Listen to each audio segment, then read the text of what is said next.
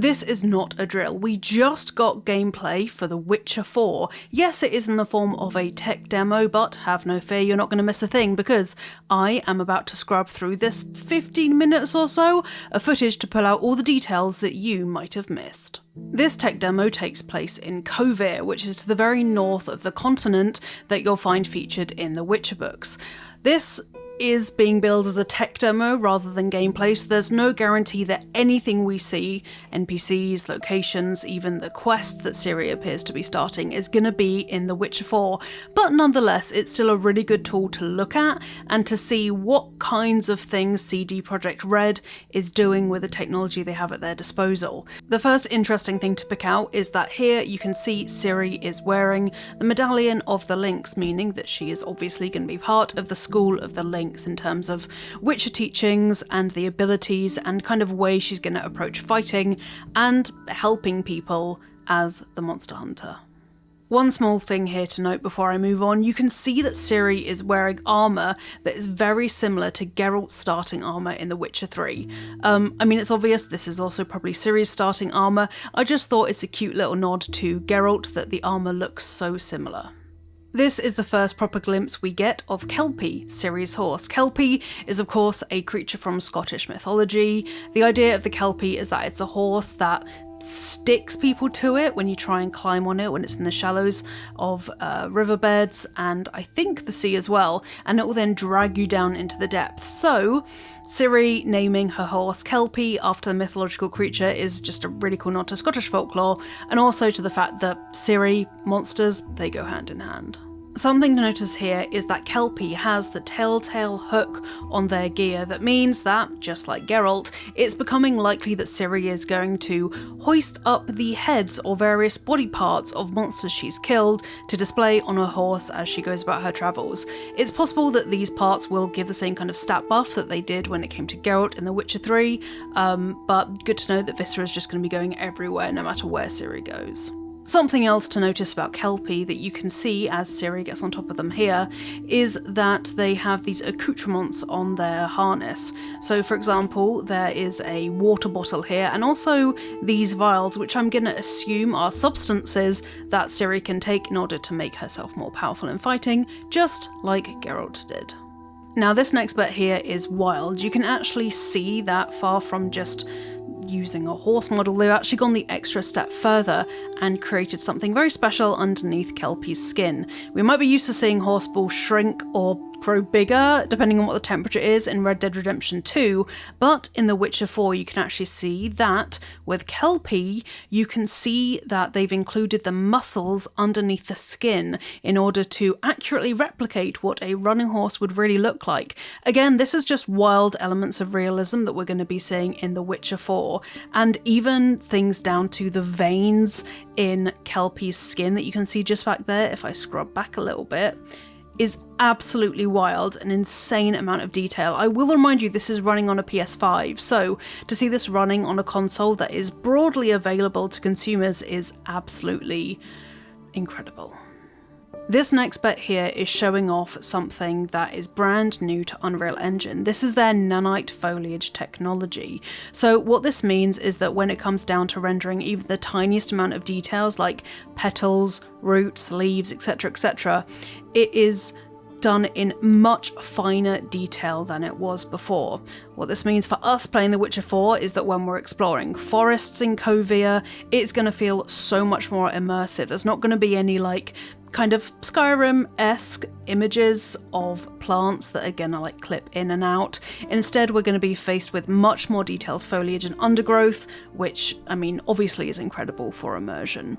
By the looks of it as well, all of this is going to react to Ciri as she moves through the world, which I can now show you in more detail when we get into the town scene.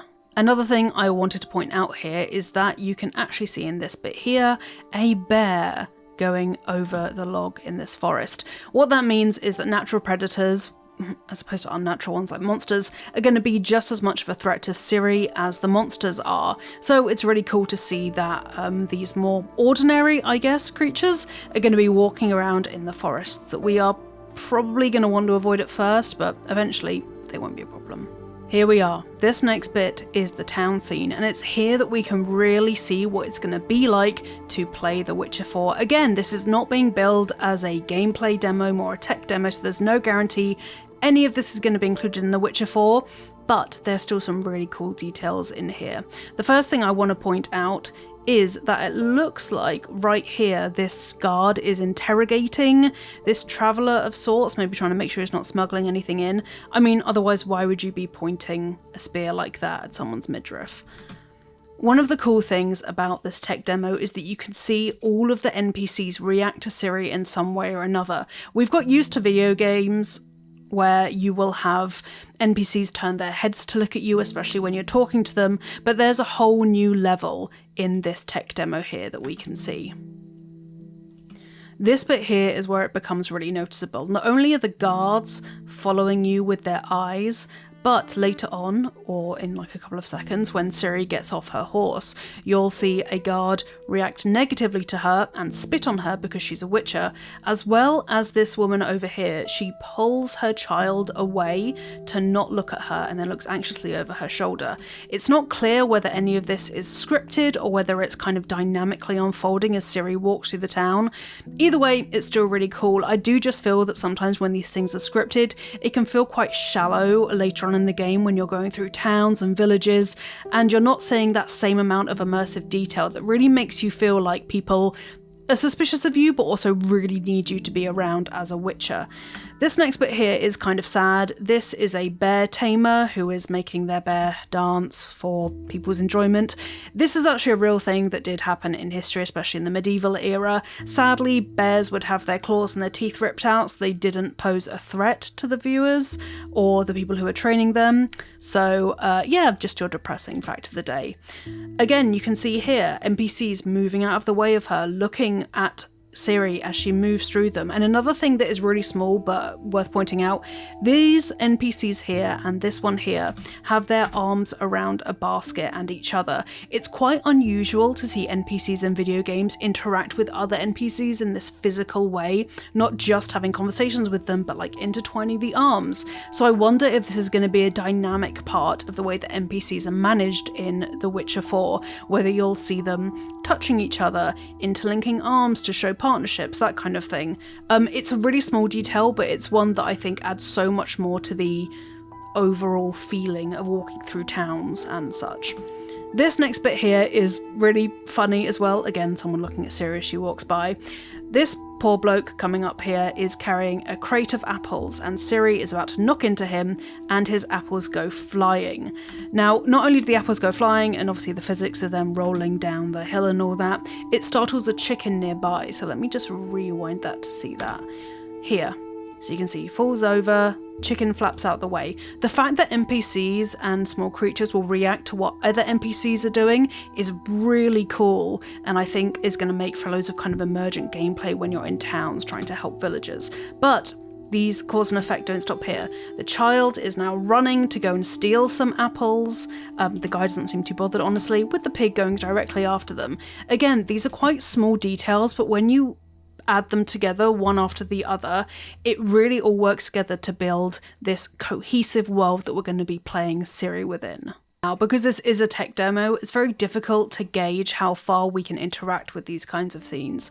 This one bit here is the exception though. You can see that Ciri tosses a coin to a beggar in the street. It's unclear whether that is maybe a button prompt that we get to press to donate some money, or whether it's just something that happens in this one particular scene. Something that I really want to highlight here though is just how much activity is going on among the NPCs. So this woman's obviously not that impressed by Ciri. It got this poor guy being humiliated by being tied up in the centre of town, probably got drunk or something. But anyway, over here you can see people haggling over the price of goods, inspecting dyes and meats and whatnot here. It's really cool to see this amount of detail being lended towards what NPCs do. This guy, chucked out of a tavern for being drunk, getting muddy and such, little vole it looks like.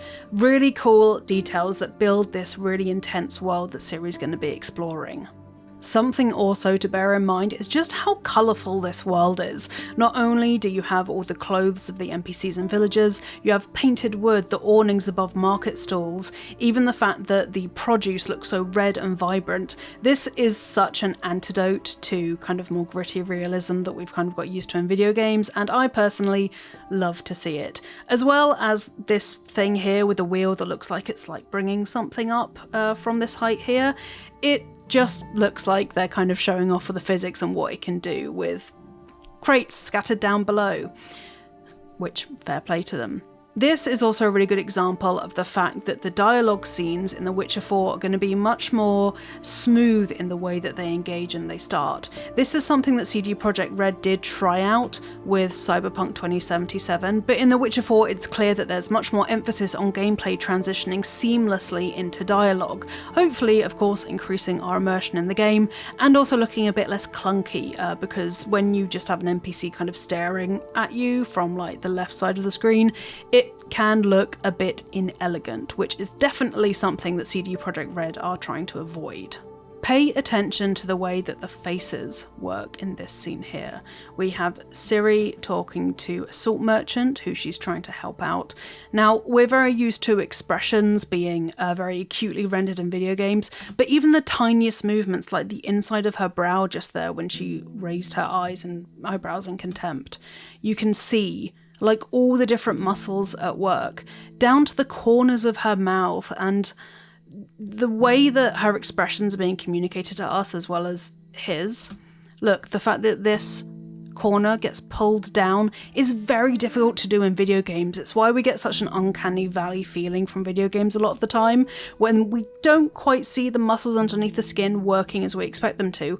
But in this exchange, it looks incredible. And it's those tiny micro expressions that make these characters feel so much more real to us, as well as the flexing here, to be perfectly honest, that not only can you see Ciri's skin puckering around the scar that she has, but the gentleman that she's talking to clearly has quite a pockmarked face, and the way that the light falls on top of it is absolutely bewitching. The way that it falls into the grooves, see here, of his face.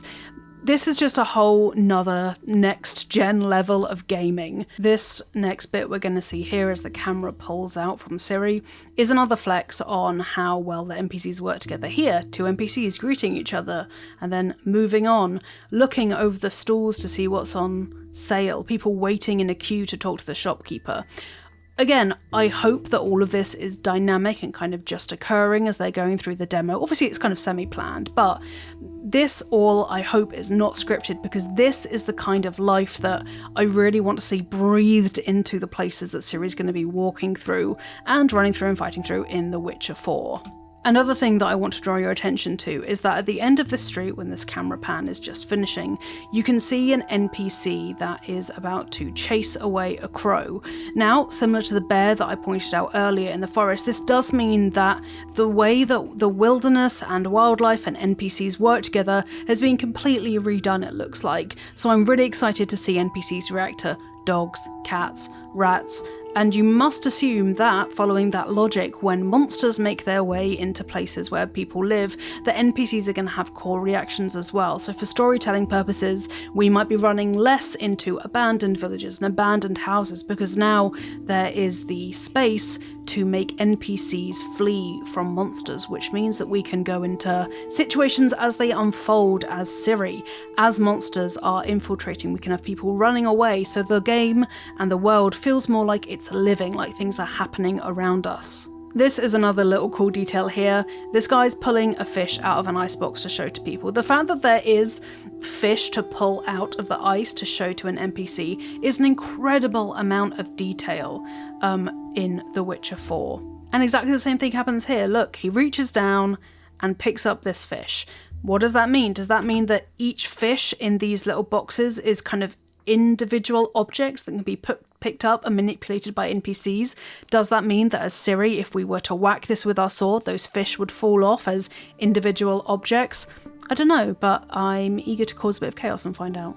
Can't believe I'm spending this long talking about fish, but a really cool thing that's similar to what I was saying before happens here. The fish, he decides he wants that one, the one that got before isn't needed anymore, and it just gets put on top of those crates. Does that now mean that that's a fish that can be moved around, whether by NPCs or by us? I hope to find out somehow. This next section here shows that the spaces in these kinds of towns and cities are going to change throughout the day. So as opposed to a guy getting humiliated for whatever he did, now we have entertainers taking centre stage and performing for people who are flocking to come and see these entertainers do their things. Again, when I'm saying all this stuff out loud, it doesn't really sound that impressive, like it's what happens in real life, but the fact that this is happening in a game and this potentially, hopefully, isn't scripted is really exciting.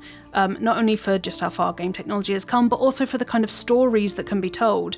Look, we have someone dancing in the middle of this gathering happening. This means that when it comes to the kinds of things that Ciri can do, there's so much more space for more intense, detailed quests that we can play, because there are just so many more things that these NPCs can be doing when we're interacting with them. There is an absolutely tiny moment here, which I think proves that all of this is emergent rather than scripted. If you look at these two people here, I'm going to play a couple of seconds of this gameplay, sorry, technical demo. You can see that their animations line up right at the end. So two different kinds of behaviours going on, cheering, and then suddenly the folding hands, folding arms happens at exactly the same time.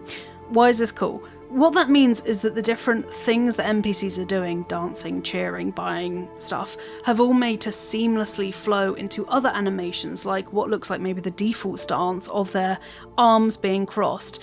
And it's small details like that that really, I can't stress this enough, are so cool to see. And the fact that they did it at the same time kind of shows that animation cycles are very similar, presumably so that you can have people lead seamlessly into these different ways of moving and behaving without too much stress being put on the developers or the animators. When you look and you see just how many NPCs are in this space, it's truly astonishing because they are all doing different things. There is fabric working around them when they're walking around, when they're dancing, when they're cheering. What this means for us as the player is that there is so much room for some really incredible set pieces in The Witcher 4. Maybe a huge party, a festival, a ballroom kind of event with a masquerade ball, which is a must for any D&D campaign as well. This feels like there is so much more space for us as the player to be put into brand new situations as Ciri and to really explore the region of Kovir in a way that we might not have been able to in a game like The Witcher 3, which is still great, don't get me wrong. Now, this next bit here, again, this is running on a PS5, so incredible. Just showing that you can transition without any loading from the town all the way here into the forest where Ciri is exploring to try and help this guy out. I did look at the hooves that Kelpie is leaving behind. I didn't see any imprints of hoofs in the sand, but I might have missed them. I've been staring at so many things in this video. Here, again, this just shows us what we're in for. Not only do we have, obviously, Ciri in the foreground ready to set off, this huge castle over here, like these tiny little settlements along the river as well. This is truly showing us that, much like in that famous Skyrim demonstration where they were like, that mountain over there, you can climb it, is going to be very similar in The Witcher 4. We can see places that we can go, and that's where we're going to go. So this is near the end of the technical demonstration. That's a manticore flying up ahead. Ciri, you can see, humoured by the fact that she's about to take that beast on. Now, if there's anything else you spotted in this technical demonstration that I missed, please do let me know. I would love to see bits that I might have overlooked in the comments so I can have an excuse to go back over this footage and find bits that might give us clues as to what's in The Witcher 4.